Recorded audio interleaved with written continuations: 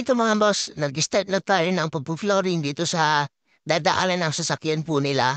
Lalagyan po natin ng bakal ito mga boss. Mga boss, yung ating ginamit na bakal, so bali gumamit po tayo ng 10 mm deform bar dito mga boss. So ayan, makikita nyo naman. So bali yung spacing po natin is 40 centimeter yung kanyang mga spacing dito mga boss. Makikita nyo naman. So ito at kahit gano'n pa kabigat yung sasakyan na papasok dito, so hindi po mag-aalaman na mag-crack itong ginawa nating daanan ng sasakyan.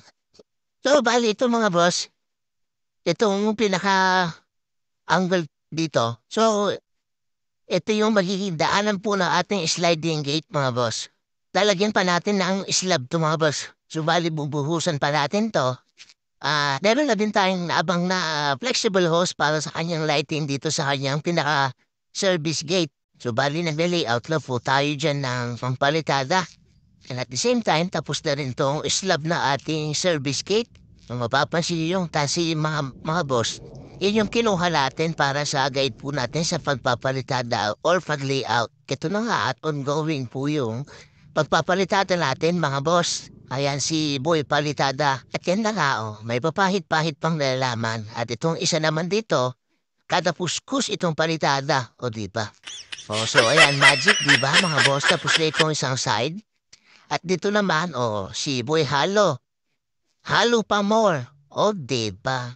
So tingnan nyo itong isang to, nagpapakita ang lilas pa. Akala siguro may dagdag yung sahod niya. O diba? Sorry. Medyo mabagal lang boss yung ating pagpapalitada kasi mga poste yung pinapalitadahan natin at medyo mabusisi kasi madami siyang kantuhan. So bali 4. At ito mga boss, kung bakit sinasabuyan ng semento itong ating palitada dito sa poste para pabilis po siyang tumigas mga boss. Ganun po yung technique pag nagpapalitada sa mga poste. Lalo kung basa na yung ating poste, kailangan natin sabuyan ng semento para madali lang siyang matuyo. Mapapansin nyo, bali tapos na ang napalitadahan nito. Itong poste na to, so bali, nilaparan natin yung poste niya mga boss para mas maganda siya tignan. At dito naman sa kabila, ipaparehas natin yung sukat dito mga boss. Ayan, at yung dati niya kasing poste dito, maliit lang kaya hahabulin na natin sa palitada mga boss. At tiglarin na rin tayo ng bakal para matibay po yung ating pagpapalitada dito. Bali, sa palitada na lang natin hahabulin mga boss.